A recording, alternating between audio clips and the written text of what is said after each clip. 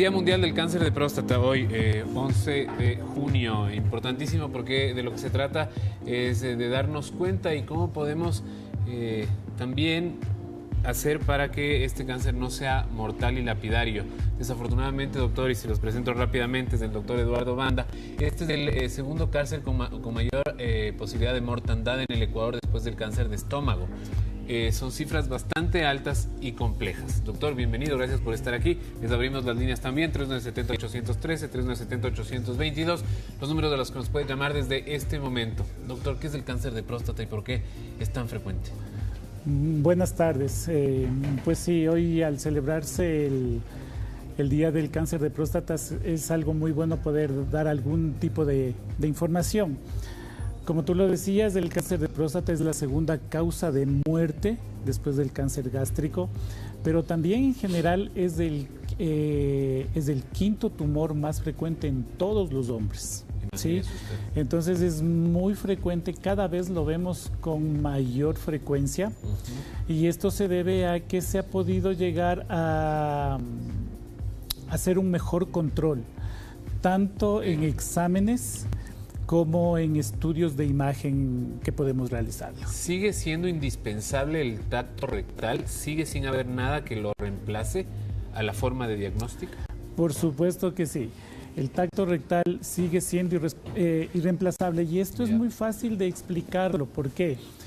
Mejor dicho, existen tres exámenes que son complementarios. Ninguno es mejor que el otro. Y esto es los tres son necesarios. Los tres son necesarios. ¿Cómo es? El antígeno prostático, el tacto rectal y una ecografía. Los tres a la vez, doctor, porque quienes cumplimos 40 años dicen que a los 40 años hay que hacerse este tacto rectal, pero ¿hay que hacerse entonces los tres de una vez? ¿O el uno, una vez que el uno sale con números distintos, habría que empezar a hacer el otro? Eso es importante que nuestros televidentes conozcan, pero los tres estudios son básicos, los tres se concatenan, ninguno es mejor que el otro.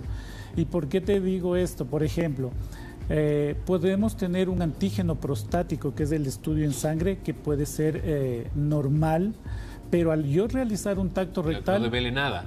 Exacto, y no molesta nada, pero al yo realizar un tacto rectal puedo encontrar una nodulación. A pesar que el antígeno prostático está dentro del valor normal, si yo solo haría antígeno, no haría ningún otro estudio adicional. Entonces, el tacto rectal es indispensable. Y la ecografía... Como lo son los otros dos. Como son los otros dos. Y la ecografía de igual manera. Ahora, no son los 40 años que pensábamos anteriormente, ¿sí?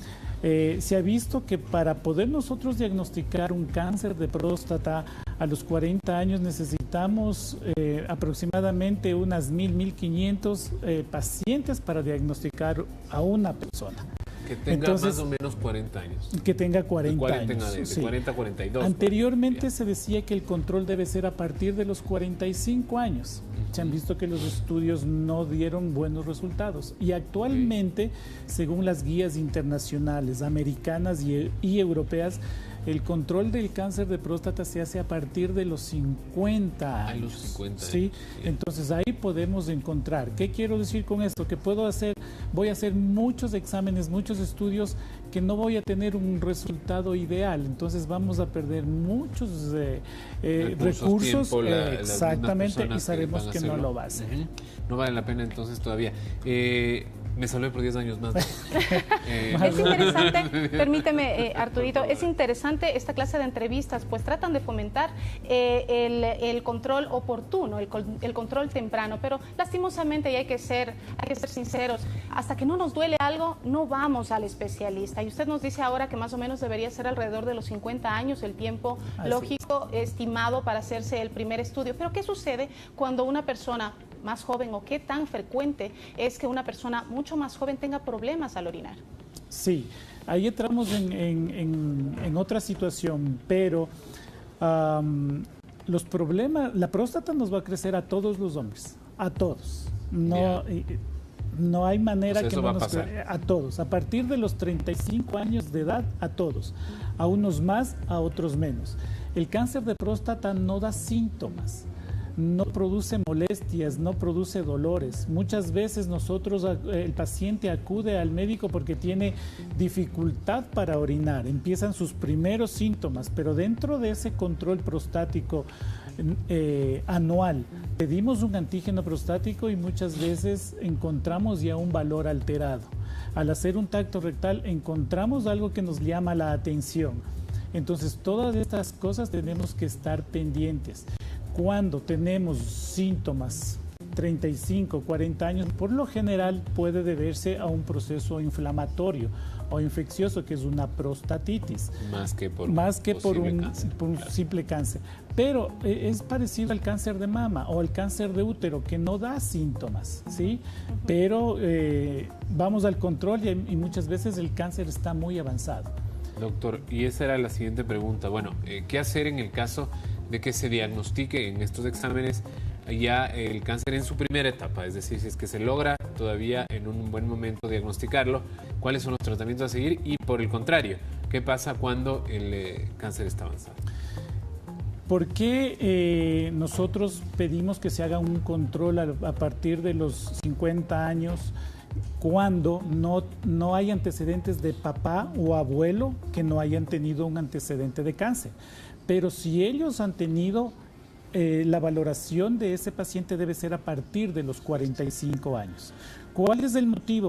De poder diagnosticar o poder encontrar un cáncer en un estadio temprano. ¿Por qué? Porque el tratamiento del cáncer en un estadio temprano es de tipo curativo. ¿Sí? Entonces, no podemos esperar. Muchas veces vienen pacientes 75, 80 años a un control, más que 80, 70, 75, 60 años y está muy avanzado. Entonces, no podemos hacer nada. Hablemos entre comillas, este cáncer no es tan agresivo como los otros tipos de cáncer. Yo siempre pongo un comentario o un comentario que es como correr 100 metros una tortuga. Así de lento se moviliza este cáncer. Por eso es que tenemos alternativas que sean curativas. ¿Cuáles? Por ejemplo, la primera alternativa, al ser un cáncer localizado inicial, el primer tratamiento es quirúrgico. Hay varios. Entrar, quitar, cerrar. Hay varios tratamientos. Siempre hay que conversar con el paciente y darle las alternativas. Puede ser quirúrgico, radioterapia, un proceso que se llama HIFU, braquiterapia o medicina. Pero de todos ellos,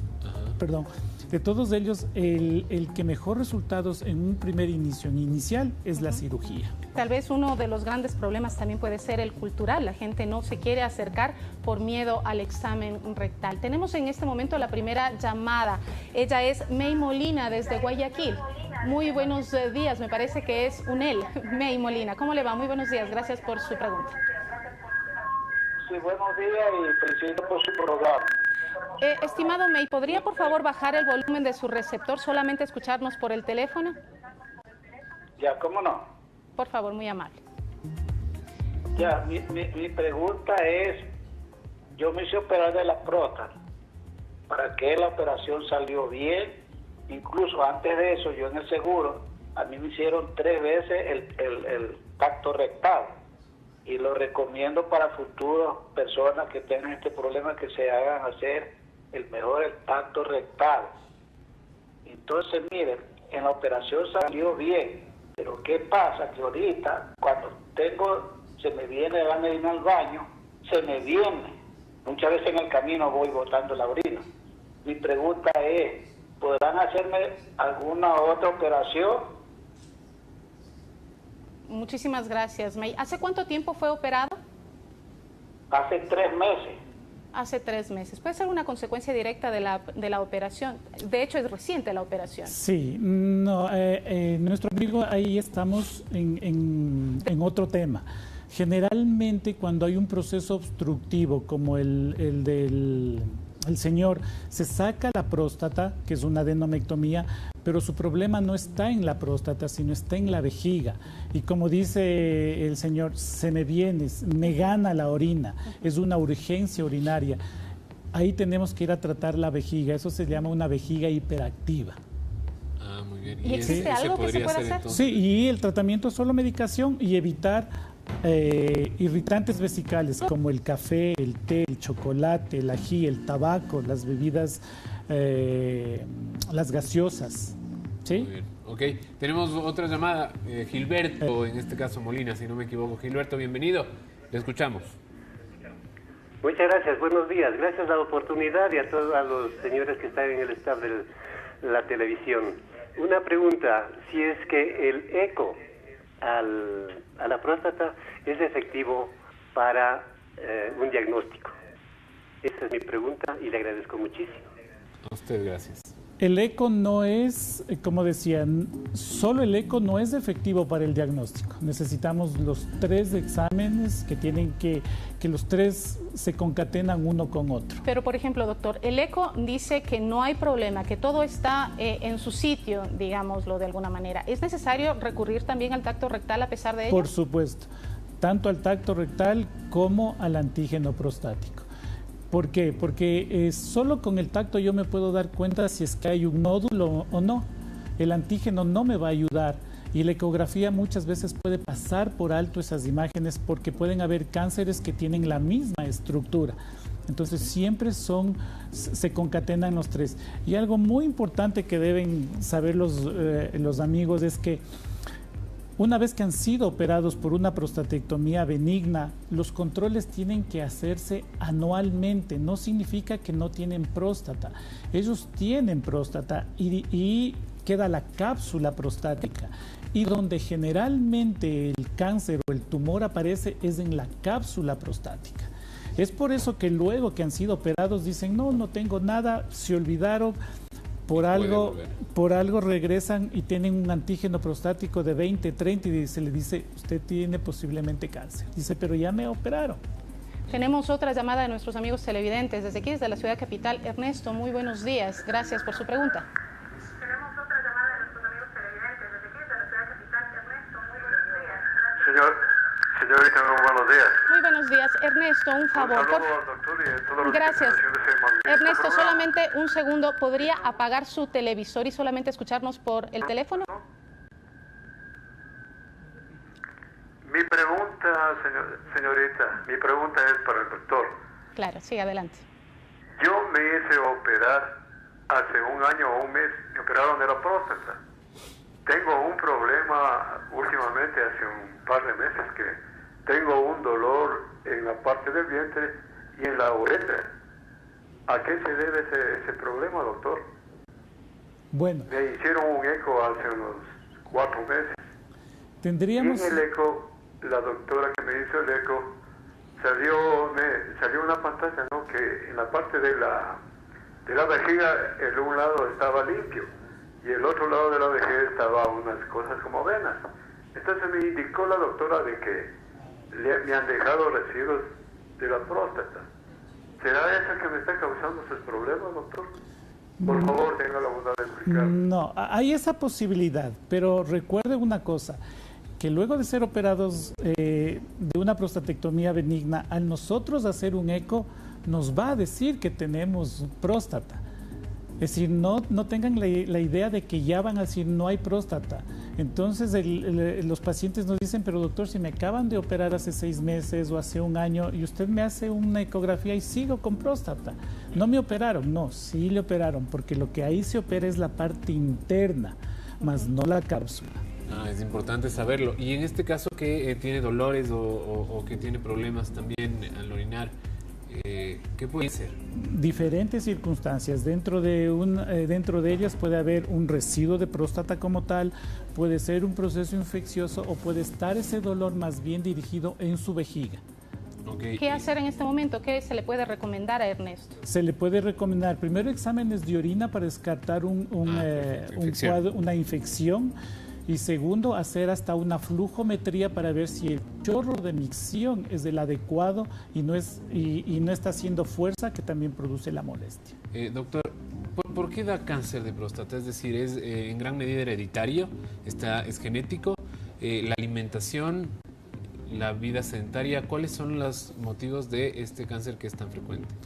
Bueno, es multifactorial el cáncer de próstata, pero uno de estos es la alimentación.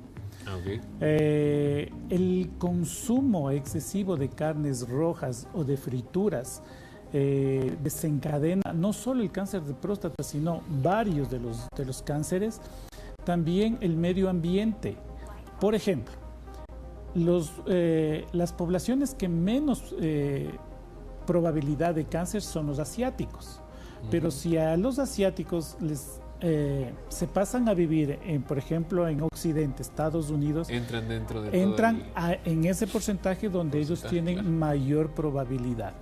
Medio ambiente, comida. Antes se decía que el tabaco no tenía relación con el cáncer de próstata, ahora ya hay una relación directa. Un déficit de, por ejemplo, zinc, ¿sí? Un déficit de licopeno que está en el tomate es también causa de cáncer de próstata. No es hereditario. Bueno, hay casos hereditarios, muy poquitos. Casos hereditarios son cuando el cáncer de próstata aparece en la persona entre los 35 y 40 años. Eso podríamos considerarlo hereditario. Más bien, predisposición genética puede haber. Doctor, antes de despedirnos de esta entrevista muy interesante, por cierto, muchísimas gracias. Una de las preguntas frecuentes de las personas que no desean, no quieren, deciden no hacerse el examen es... por ejemplo, el miedo al tacto rectal, como lo habíamos hablado, y además el perder la virilidad. ¿Tiene alguna relación con perder potencia sexual? A ver, el tacto rectal, les digo, les puede salvar la vida. Porque a nosotros tener un diagnóstico temprano podemos hacer un tratamiento ideal. Y como decíamos hoy, el tratamiento ideal es quirúrgico. ¿Qué pasa en la parte quirúrgica? Ahí pueden haber dos consecuencias porque se llama el procedimiento una prostatectomía radical, donde se saca la próstata y las vesículas seminales y se hace una conexión entre la vejiga y la uretra. Anteriormente había incontinencia urinaria en un porcentaje elevado y disfunción eréctil también. Entonces ese es el riesgo ahora. Pero ahora con la tecnología, por ejemplo, la cirugía se los hacemos robótica, nacemos con el Da Vinci. Es más precisa, ¿no? Es mucho más precisa. Mejoramos la continencia, menos del 5% hay de incontinencia y la impotencia en los pacientes jóvenes disminuye. Entonces, demos un mejor servicio y más que nada, hacer con una tecnología de punta, que es lo que tenemos ahora, es lo último que hay en el medio. Muy bien, doctor. Le queremos agradecer muchísimo por la claridad, a ustedes por su atención y por todas las llamadas. Ha sido el doctor Eduardo Banda, urólogo del HCAM, este hospital que también siempre nos provee de tan buenos especialistas. Nuevamente, gracias.